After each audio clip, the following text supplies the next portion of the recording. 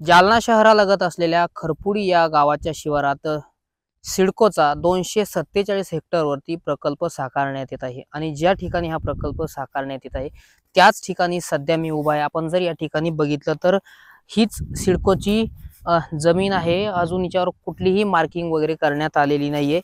247 हेक्टरवर सिडकोचा हा जो प्रकल्प आहे तो साकारलेला जात आहे आणि त्यापैकी 179 हेक्टर जमिनीचं आतापर्यंत संपादन करून बाधितांना मोबदला वाटप केलेला आहे। मात्र या प्रकल्पात शासनाची 900 कोटी रुपयाची फसवणूक केल्याचा आरोप ठाकरे गटाचे माजी आमदार संतोष सांबरे यांनी केला होता। त्यानंतर या प्रकल्पाच्या चौकशी करण्याचे आदेश जे आहेत ते देण्यात आलेले आहेत। त्यामुळे हा प्रकल्प आता पुन्हा एकदा अडचणीच्या फेऱ्यात येण्याची शक्यता आहे। आपण जर या ठिकाणी बघितलं तर हीच जमीन आहे। आसपासचा जो संपूर्ण जो पट्टा आहे तो सिडको प्रकल्पाचा आहे।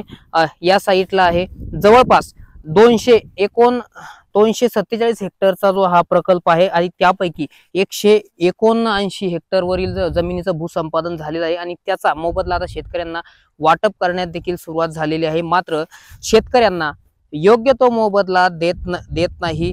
ग्रीन झोन आणि येलो झोन या दोन्ही झोनसाठी योग्य तो मोबदला समान मोबदला देण्यात यावा यासाठी शेतकऱ्यांनी काही दिवसापूर्वी जिल्हाधिकाऱ्यांची सुद्धा भेट घेतली होती आणि लवकरात लवकर सिडकोसाठी चिन्हांकित जमिनीचे खरेदी खत करा असंही सुद्धा शेतकऱ्यांकडून सांगण्यात आलं होतं। त्यामुळे शेतकऱ्यांच्या मागण्यावरती सरकार काय निर्णय घेतं हे पाहणं महत्त्वाचं ठरणार आहे।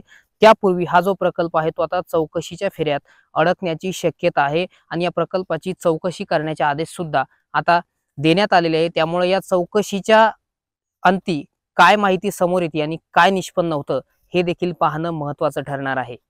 रामनाथ ढाकणे, TV9 मराठी, खरपुडी, जालना।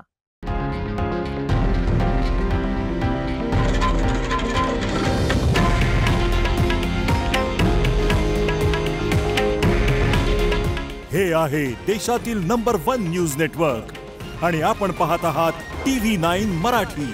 काळजी तुमची, हित महाराष्ट्राचं।